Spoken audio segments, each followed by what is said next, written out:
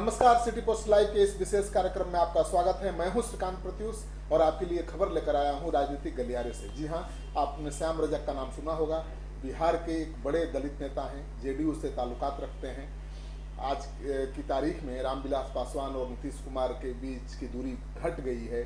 दोनों करीब आने की कोशिश कर रहे हैं और दोनों ही मिलकर के बीजेपी पर दबाव बनाने की कोशिश भी जारी रखे हुए हैं। इस बीच श्याम रजक ने रामविलास पासवान के खिलाफ जंग का ऐलान कर दिया है।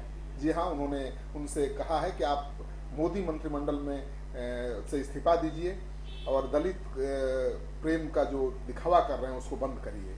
दरअसल रामविलास पासवान ने जो schedule caste schedule tribe act है उसमें संशोधन को लेकर उन्होंने केंद्र सरकार को अल्टीमेटम दे रखा है 8 तारीख तक का कि 8 तारीख तक विशेष अध्यादेश लाया जाए और दलित एक्ट में जो संशोधन हुआ है उसको तुरंत बदला जाए, रोका जाए। दूसरी तरफ उन्होंने एनजीटी के चेयरमैन को हटाने की मांग भी कर दी है। तो लगातार रामविलास पासवान दबाव बनाने की कोशिश कर रहे हैं बीजेपी पर और उन्होंने अल्टीमेटम दिया है। लेकिन उनके इस अल्टीमेटम को श्याम रजक ने एक ढोंग करार दे दिया है। उन्होंने कहा है कि रामविलास पासवान बानर भभकी दे रहे हैं केंद्र सरकार को, करने वाले कुछ नहीं है। दलित के नाम पर केवल वो वोट ले रहे हैं, राजनीति कर रहे हैं। अगर वाकई वो दलितों के मसीहा बनना चाहते हैं, दलितों के हितैषी हैं, तो उन्हें उस मोदी कैबिनेट में रहने का कोई मतलब नहीं है जिस कैबिनेट ने दलितों के विरुद्ध फैसला देने वाले जज को एनजीटी का चेयरमैन बना दिया। और उनका ये भी कहना है कि सरकार पर अध्यादेश लाने के लिए अगर दबाव बनाना है, दलितों के अधिकार के लिए लड़ना है, तो आप मंत्रिमंडल से बाहर होइए।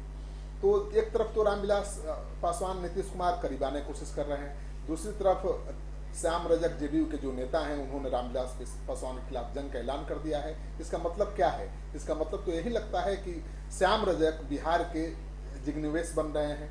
जिस तरह से जिग्नेवेश सबसे बड़ा सरदर्द थे मोदी के लिए गुजरात में, उसी तरह से बिहार में श्याम रजक सबसे बड़ा सरदर्द साबित हो सकते हैं बीजेपी और जेडीयू के लिए भी। तो श्याम रजक बिहार के एक बड़े दलित नेता हैं, इसमें कोई शक की गुंजाइश नहीं है। लेकिन रामविलास पासवान को चुनौती देकर, खुलेआम चुनौती देकर वो अपना कद और बढ़ाने की कोशिश कर रहे हैं। वैसे भी वो नाराज चल रहे हैं। पार्टी में पहले वो मंत्री थे सरकार में, लेकिन दूसरी बार जब सरकार बनी तो उनको मंत्रिमंडल में कोई जगह नहीं मिली।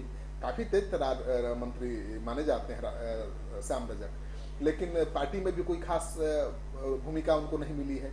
तो इसको लेकर तो नाराज चल ही रहे थे। सीधे सरकार पर हमला नहीं बोला, सरकार के करीब आ रहे पासवान को निशाना बना दिया है।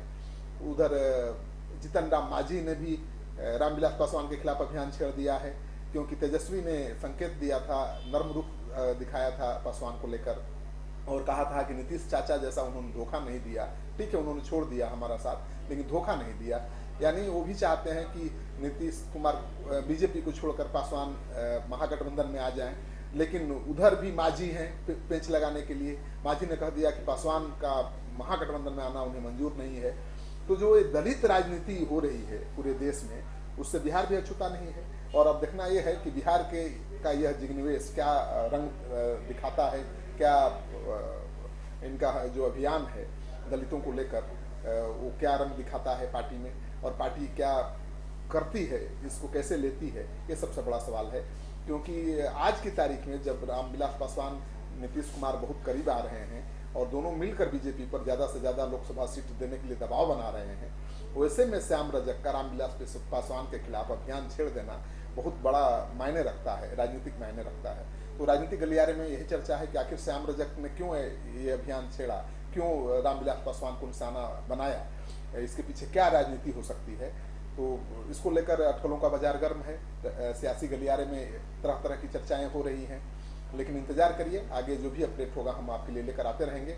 आपको हमारा कोई भी खबर अच्छा लगे तो उसको शेयर करिए, हमारे यूट्यूब चैनल को सब्सक्राइब करिए। आपका लगातार सहयोग समर्थन हमें मिल रहा है, इसके लिए बहुत बहुत धन्यवाद। नमस्कार।